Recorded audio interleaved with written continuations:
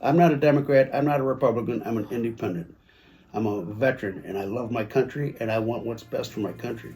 And sometimes you see things that are good, sometimes things ain't so bad. Right now, I smell a great big rat with all this. So.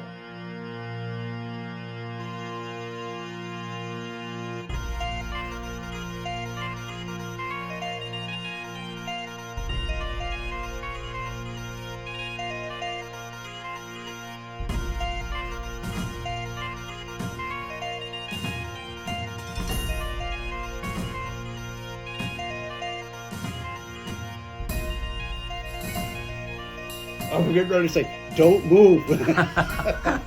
Sit perfectly still. Okay. Well, I'm not very good at that. Oh, I'm a little antsy, Darrell, know. especially concerning our subject material today. Singapore ship, the Dali, which crashed into the Francis Scott Key Bridge in Baltimore, Maryland. We're all familiar with the story. There's already a million videos out there. I can't believe how fast the world jumped on this. But a couple things that jump right out at me. You know, the tugboat world. I come from the tugboat world, as you know. I'm a tug captain, a Great Lakes tug captain. And I will guarantee, I don't know all the things that are going to come out from this disaster, but I will guarantee you the tugboat business is about to get a lot healthier. Because I don't want to say it's a dying breed, but you know, Darrell, if you go back 100 years, these ships did not have the maneuverability they have today. There were no bow thrusters or side thrusters, anything like that. So ships 100 years ago needed tugs to get them way and out through the channel, out into the open water often. Now today ships, you know, twin screw, some ships you can rotate the prop and point it any which way, side thrusters, bow thrusters. The newer ships have so much more maneuverability, so the need for tugs is less and less, but guess what? Something's going to change. And they are going to keep their tugs a lot longer. I can see that coming. The tugboat business is going to get healthier. I think it's going to happen today. And who is the head of the transportation department? You got the wrong guy in that position, I'll tell you that right now. But if he doesn't come out today and say, from here on out, dudes, you got a tugboat until you get into the open water. It's that simple. No more of this stuff. You can call this anything, and I'll get to that in a couple of minutes. But I agree with you. There's going to be a low unemployment line at the tugboat office now because they're going to be busy, real busy. As soon as these other ships go to New Orleans and Los Angeles and Houston, because they ain't going into Baltimore for a while. And we should add that the Dali did have tugs, initially 2 tugs in the beginning that got it away from the dock, got it turned around and pointed in the right direction up the channel, then they let it go. That's not uncommon today. You know, ships in all their maneuverability, they just want to get away from the dock, get turned around, and get pointed in the right direction. So not uncommon. So that's one thing that comes out at me. The tugboat business is going to get healthier. And of course, what we have also discovered, for some reason, I guess we didn't know, but bridges are very much lacking impact protection. You know, we have infrastructure issues, the fenders and dolphins, as they're called, that should be the bumpers that should be around these, you know, these bridge legs, these bridge abutments. They're just not there. I mean, the Francis Scott Key Bridge is only one example, but there are so many bridges sprinkled throughout our tributaries and lakes. It's called infrastructure. You got to have protection for these pilings. The Sunshine Skyway Bridge, you ever been over it down there in Florida? I sure have. I have been too, and it scared the crap right out of me. You sit there, the traffic is back, and you're sitting in the car doing this. That whole bridge is just shaking. I'm going, Lord, get me out of here. That's an eerie feeling. Oh, man, I hate that feeling. We are now starting to understand how much we rely on these ships that come over from Singapore or Hong Kong or wherever they're coming from to deliver us our goods that we use each and every day. There's something else underlying here, that when this happened, there was a full moon. Now, you can say what you want about a full moon, but to me, I see signs of divine intervention and sort of signs that we need to get our shit together in this country. Get a full moon shining a spotlight down on this tragedy. The bridge itself was named the Francis Scott Key Bridge. Francis Scott Key was an American lawyer and poet who wrote the Star-Spangled Banner. I mean, as this bridge came crumbling down, it was representative, depictive to me of what's going on in America right now. We are morally, culturally, socially crumbling in this country. And I almost thought it was a sign, a divine intervention style sign that, hey, people, get your shit together because we're crumbling. Do you think about those things? Let me say this. The United States of America, when this ship hit that bridge, just took a kick square in the gonads, okay? I've got 3 scenarios here. And people at home can make their own conclusions. There's not a whole lot out there. There isn't, other than yesterday they stopped the salvage operations because they find out there's a high pressure gas line running right under that bridge. So they had to stop until they figure that whole deal out, okay? Now, 3 scenarios. Routine accident.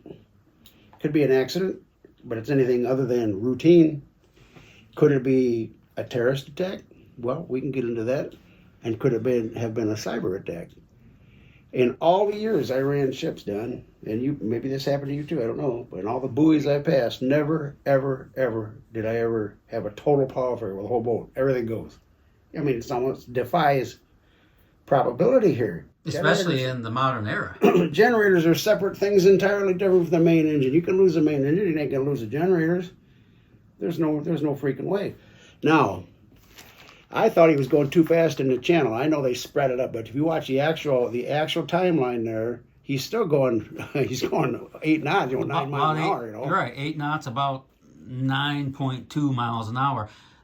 Since you brought it up, that seems to me almost too fast for a channel that's 1,000 footer fully loaded. I mean, of course, I guess you could make the case you can steer the thing better the faster you're going with rudder, but that seems a little quick to me.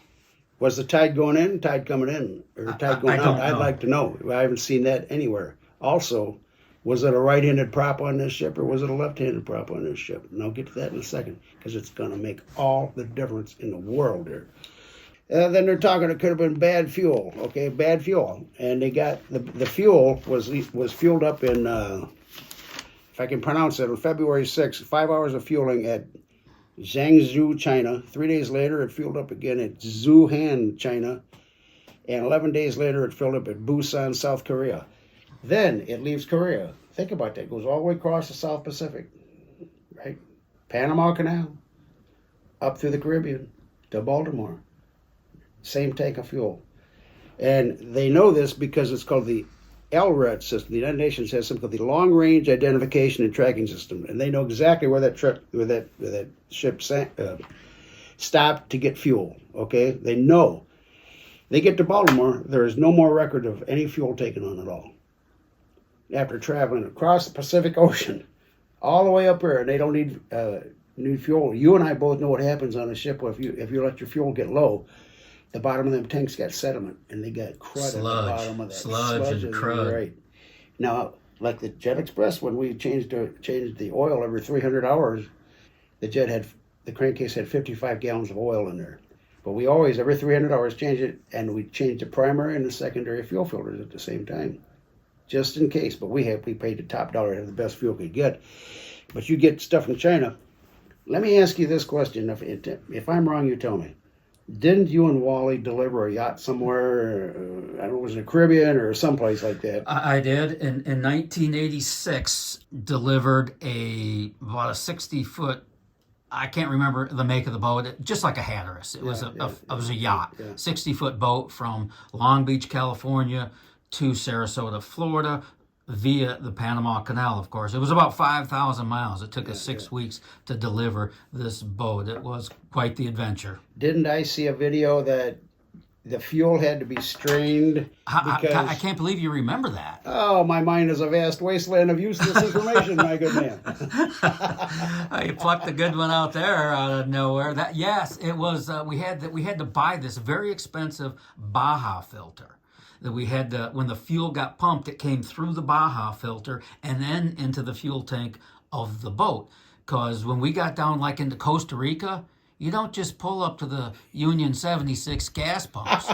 They come down with 55-gallon barrels on a big old truck that doesn't look like it could roll 10 feet. And you're gravity-fed fuel from these old rusty barrels So yes, we had what was called a Baja filter. We had to, screen the fuel through because we didn't want to peter out off the coast of Nicaragua and find ourselves in trouble. Well, okay, keeping that in mind now, if they didn't get any more fuel in Baltimore, I don't know how many. Well, they burned 200 tons of fuel a day.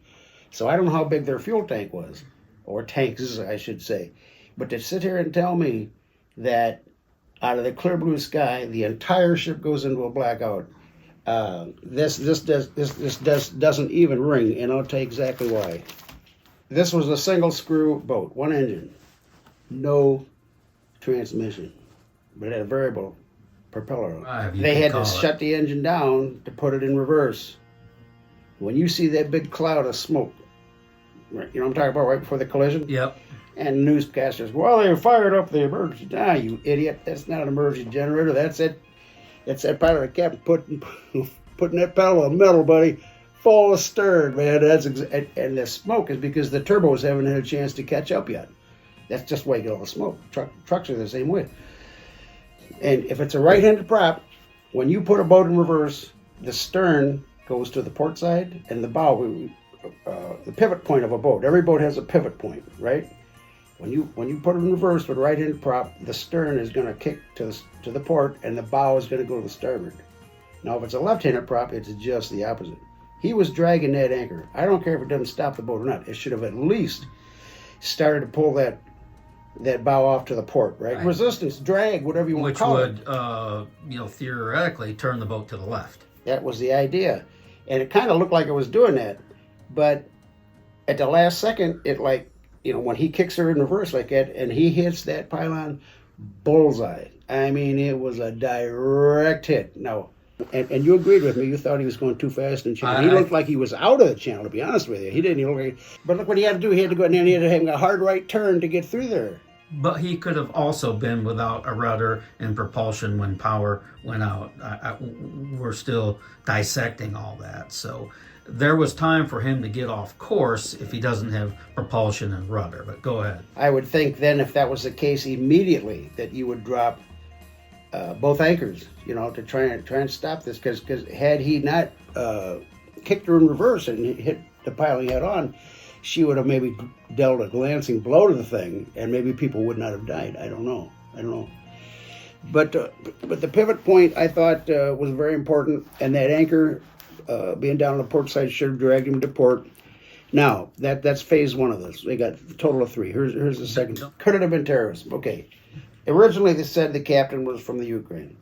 Now, the Synergy group, or whoever owns it, said that the entire crew was from India. Now, remember, India is a nuclear superpower, right? And China and India are the worst violators of our environment going. I mean, China's building a new coal-fired plant every week, and yet they want us to ride around in electric cars that only go 100 miles, give me a freaking break.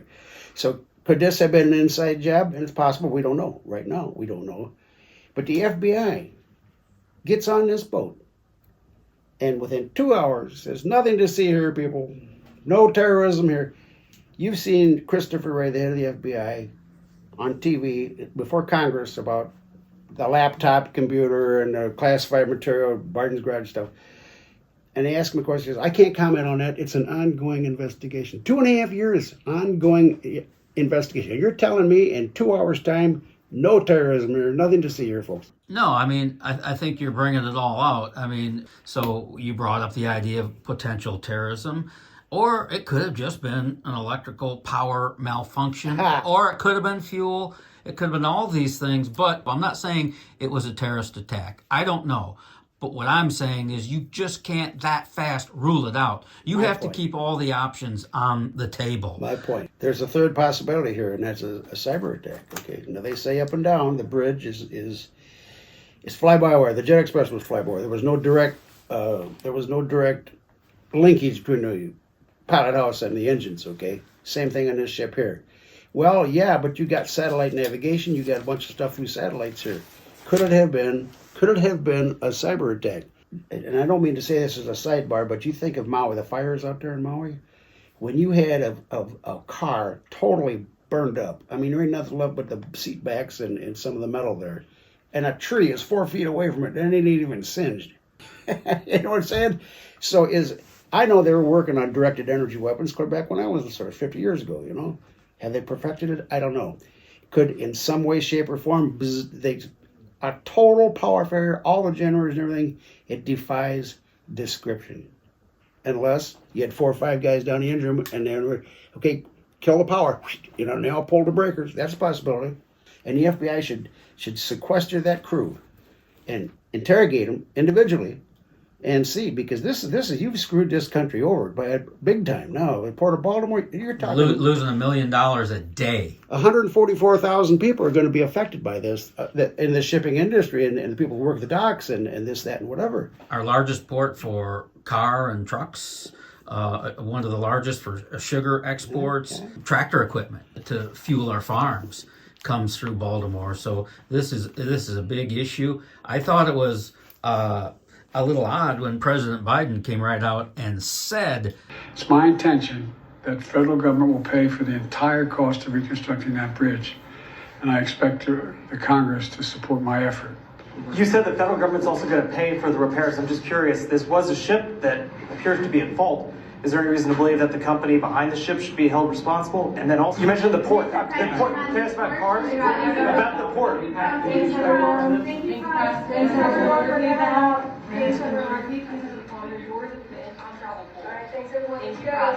excuse me, why is this 100% on the taxpayers? Not gonna You got to hold someone accountable, maybe some shared expense, but 100% on the taxpayers because a ship from Singapore crashed into one of our bridges? This came out today.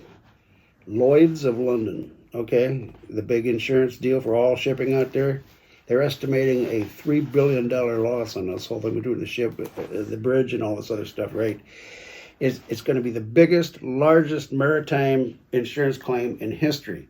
Insurance company, you don't have to pay it. We'll pay it. No, you're not. We're the taxpayer. We're the taxpayer. We didn't cause this. You ain't putting that bill on us, pal. You got insurance companies. You let Lloyds of London and the other insurance companies take care of this. The shipping company itself is responsibility. It ain't the American people's fault here. In the enormous job of clearing the channel, and I do understand they removed like some 200-ton hunk of the bridge here just recently, and I've heard estimates of, we're talking rebuilding an appropriate bridge with all the right bumpers and such. I don't remember how long it took to rebuild the Sunshine Skyway Bridge, but once again, it wasn't the whole bridge; it was a part of it. This thing, I remember hearing a long time ago. Well, 2 things. First of all, there are no coincidences. This accident was like a heck of a coincidence, don't it? But you start looking at things here. You brought up full moon. Excellent. Was it a spring tide? Was it a neap tide? When you got a full moon, tides are different. Was the tide running out a lot faster? Is that why he was going faster? That boat looks to me like it's going too fast. A ship that size to go that fast, you'd think he'd be going 2, 3, 4 miles an hour until he cleared the bridge there. Bow thrusters ain't even no good. Once you get over 3 or 4 miles an hour, they ain't going to help at all. You got nothing to help you out here except that port anchor going down. So there's a whole lot of questions that's got to be answered. And how many chicken farms have mysteriously caught on fire across the United States in the last year or so, you know? And the big fire out in Texas that killed so much cattle, how much beef? Have you looked at the price of beef lately? I mean, give me a freaking break here, you know? Every day. Oh, man. So it's a systematic dismantling of our defenses in this country if you look at it like that. And I think, we're talking about terrorism here now just for a second, so people don't turn me off or just listen. They know that they cannot defeat us militarily because we've still, at least for a while, hopefully, got the greatest military in the world. But they've got an operation called the 1,000 Cuts. Have you ever heard of the 1,000 Cuts? I have not. You're about to learn something new, my good man. If you get in a fight with a guy with a knife, you know, and he might get 1 cut on you, you know, and hopefully, but you start putting a bunch of cuts on a guy, eventually they're going to bleed to death. And so by hitting all these small things, whether it be chicken farms or whether it be cattle farms or whatever, now Baltimore's going down, they're bleeding us to death. We're already borrowing all this money off of China. Too many clues leaning that way. And if I'm wrong, I will be more than happy to say, yeah, this was just, you needed 500 things to go wrong and all 500 of them went wrong. I don't buy that, and I ain't going to buy it because I'm getting older. You know, patience is the companion of wisdom. And you're supposed to get a little wisdom as you get older and not let them pull the wool over your eyes, you know. This could happen anywhere, too. I mean, this could happen in our military ports in Norfolk, Virginia, where you shut down the port. Now we can't get our Navy out. You got LA Harbor, you got Houston, right? You got all these big ships go into these big ports because they can't go anyplace else. Very few ports these big things can go. And that's why to let them tugs go like that was a gigantic mistake. But not necessarily uncommon. Tugs are expensive, and you want to get rid of them as fast as you can once you think you're in a place where you can handle it on your own without the tugs. But what are you talking, down another hour's pay? I don't know. A couple $1,000s an hour for a tug? I don't know what's it cost, $10,000 an hour? That ship is making millions and millions and millions of dollars. Every one of them containers, they don't cost you $50 to ship a container. You're talking probably $10,000, $20,000, $30,000 per container there. We should point out this ship was fairly new. It was built in 2015, so it was just 9 years old. It had been flagged for deficiencies over the years. We know that in 2016, just a year after it was built, it crashed leaving the port of Antwerp. What kind of internal or external damage that did, we don't know. Cited just last year for a deficiency with propulsion. So there are so many things to look at here and spread out over the table, dissect, until we can figure out what exactly went wrong. I suspect the investigation and all that comes with it, this is going to go on for a while, kind of like rebuilding the bridge. Well, oddly enough, they just replaced the head FBI guy in Baltimore the very next day. Nothing to see here, people, move along. The president goes, well, cover the whole bill, don't worry. Sounds like he had a little, him and, give me a break. Yeah, don't you understand? This is all going to be litigated in courts for years, for God's sakes. I won't take care of it.